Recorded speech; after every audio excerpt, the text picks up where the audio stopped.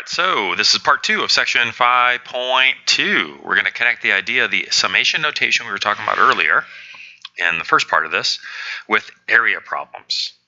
Okay, so specifically, what we want to do is we want to measure the area that is bounded by a function and the x and y axes.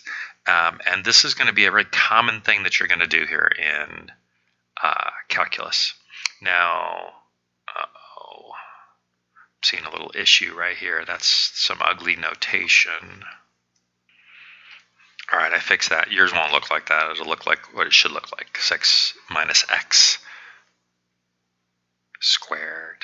Okay, so suppose that I want to find this area. Suppose that I want to calculate this area that is shaded in, I guess that's like a red. I don't know what color you call that. It's not really pink. This area right in here.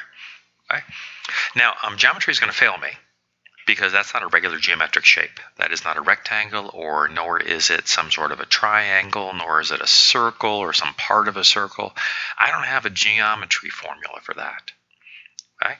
And without having a formula to calculate the exact area, we have to use some approximation techniques. And this is where the idea of finding the area under the curve and that summation stuff, those summations we were doing a moment ago in part 1 of this video, are going to come together.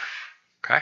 So what we're looking for is we're looking to find the area that is bounded above by the function 6x squared, below by the x-axis, and on the left and the right by the vertical lines x equals 0, the y-axis, and x equals 2.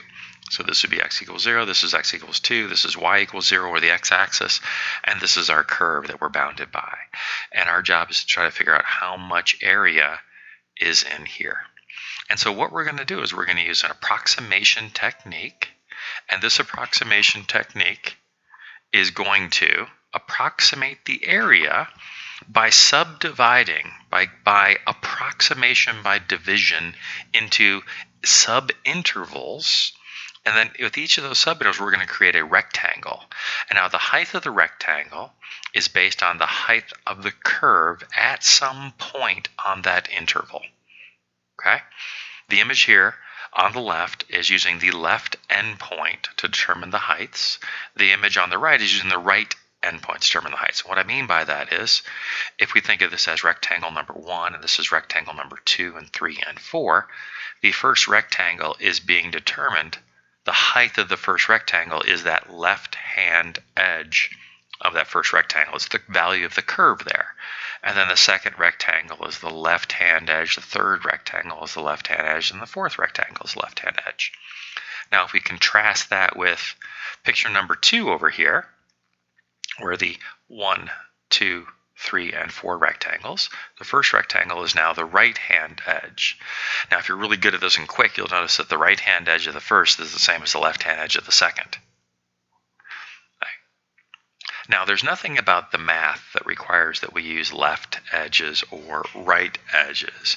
It's just that that works out sometimes, right? That it works out nicely to do that sometimes. Right? So what we're going to have to do is we're going to have to find a way to make this work. Right? A way to make this work so we can find these areas and add them up. The math says that the height of the rectangle for this approximation technique can be found by using any point in the subinterval. So if I wanted to, I could come in here and I could say, well, let's not use that left-hand edge. Let's not use that right-hand edge. Let's use the height of the curve at the middle, and then I would get what's referred to as the midpoint height. So I could use left heights, I can use right heights, or I can use midpoint heights. Now, if I wanted to do something stupid, just to do something stupid, I could use the 3/4 point. So this would be 3/4 of the way through the interval, and use that height. Right? The challenge is, though, that as I do this, depending on whether you use lefts or rights or midpoints, the math gets more complicated with the more complicated choice for height. The common ones to use are lefts, rights, or midpoints. Those are the three that are most commonly used because those are the three that are, in the big picture, the easiest to calculate. Right? All right, so what I would like to do is I would like to find the approximation for the area in that example up there. Okay, so I have lefts, I have rights, and I have approximations for area. So I'm going to split this in two. Over here, we're going to do lefts. So I'm just going to make a quick and dirty copy sketch down here of what we're looking at. We're looking at the curve 6 minus x squared. We're finding the area from 0 to 2, and we're breaking this up into, what was it, 4 rectangles? And we are using the left-hand edge to find the height of each of those rectangles. Left-hand edge, find those heights, those green dots there. All right? All right, so how do I find this? Well, the area of a rectangle is base times height. So the first thing I need is I need to find the base down there. Okay? Well, since we're dividing this into 4 equally sized rectangles, okay, 4 equally sized rectangles, then the base is just going to be 2 minus 0 divided by 4, or 1/2. 2 minus 0 is going to give me this length right here, divided by 4 because we're breaking up into 4 pieces. All right, so now, rectangle number 1, area for rectangle number 1, base 1/2 times the height. I'm using the left-hand edge. The left-hand edge is this edge, so it's when x is equal to 0. When x is equal to 0, the function tells me the height is 6. So that one has an area of 3. Okay? Rectangle number 2. Base is still 1/2. Height. Well, the height is going to be based off of this point right here, the function there. Well, that's 1 width in, so that's when x is 1/2. So I need to put 1/2 into that equation and figure that out. So that means the height is going to be 6 minus 1/2 squared. Okay. That's 1/2 times 6 minus a fourth. It's 1/2 times, what's that going to be, 23/4, which is 23/8. Okay, rectangle number 3. The area for rectangle number 2 is going to be the base, 1/2, times the height. Well, the height of the third rectangle, since we're using that, is that left-hand edge right there. So if that's 1/2, that's going to be 1. So it's when x is 1.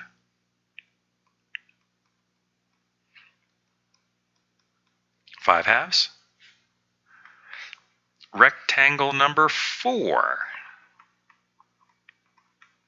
The area of rectangle number 4 is going to be the base times the height. Okay, the fourth rectangle, the left-hand edge is right there. So that's 1 width, 2 width, 3 width. So that's 3/2. So the height is going to be 6 minus 3/2 squared. So that's 1/2 times 6 minus 9/4. Let's see, 24/4 minus 9/4 would be 15/4. 15/8. All right. So then the total approximation for the area, the first rectangle, which had an area of 3,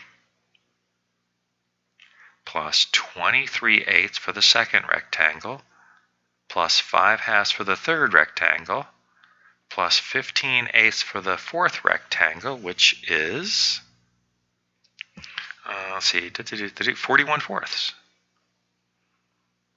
Or if you prefer, 10.25. All right. Now, we could make a very strong argument for this being an overestimate. Because if we look, this is clearly an overestimate because every single rectangle is bigger than the actual area under the curve. Whereas when we get done over here on the right, this one's going to be an underestimate. estimate. Right? So now we're going to do the exact same thing, except for now we're going to do right-hand endpoints.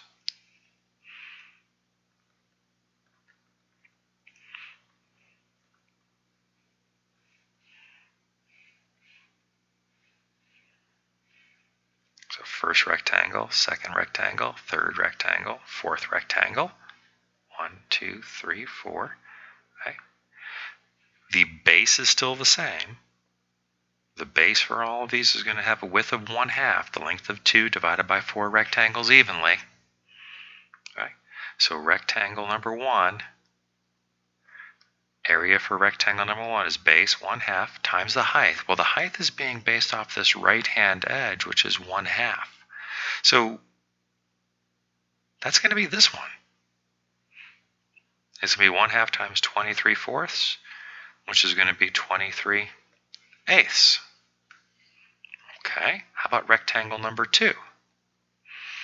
Area for rectangle number 2 is going to have a base of 1/2 times a height.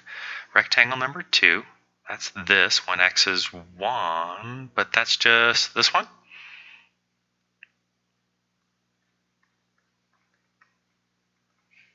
I think you're seeing a pattern here, no? Rectangle number 3. Area for rectangle number 3. Third rectangle, that's the height is based off of that, so that's going to be when x is 3/2. So that's this one. How about rectangle number 4? I changed colors for a reason. Area of rectangle number 4 is going to be the base 1/2 times the height, but there's nothing to match it up with. The height is over here when x is 2, and that one didn't exist on this side. Okay? Just like the first rectangle over here didn't exist over here. Okay? All right, so the last rectangle is when x is 2, so it's going to be 6 minus 2 squared. Okay? So it's going to be 1/2 times 6 minus 4, or 1. And so then our total area is going to be approximated by the sum of these 4 rectangles. So we have 23/8 plus 5/2 plus 15/8 plus 1, which is, let's see, that's 33/4. Or, if you prefer, 8.25.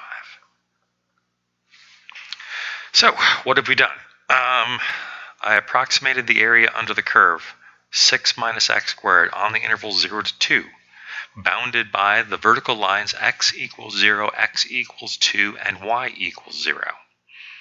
And I know that it is somewhere, the true area is somewhere bigger than 8.25 because the rights were underestimates, and smaller than 10.25 because our lefts were overestimates. What that area actually is, I don't know, but I know it's somewhere between those two. Now, suppose that I wanted a better approximation.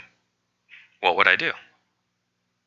Well, maybe I should use midpoints to get a better approximation, to have less overestimate or less underestimate. Or maybe I should use more rectangles, because if I split every single one of these rectangles into 2, and imagine I could draw straight lines, and I crammed more rectangles in here, there still would be some error, right? This is left, right? There would still be some error here, but the error would be less because I'd be cutting out some of those corners of that error piece. And so that would be a better approximation. Well, if going from 4 rectangles to 8 rectangles is better, then we really should do 16 because that will be even better. And if 16 is better than 4, and 16 is better than 8, then we should do 32 or 64 or 128. And in fact, what can be found through a little bit of thinking about this is more rectangles, better approximation. And if more is better,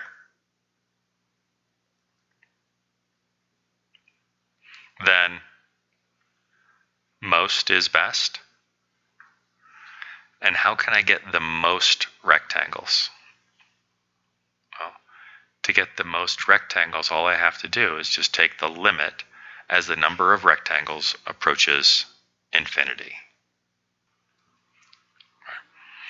All right, I'm going to stop this video here. We'll come back and start a second video where we'll take a look at another example for finding things like this. I'll see you all back here for part 2.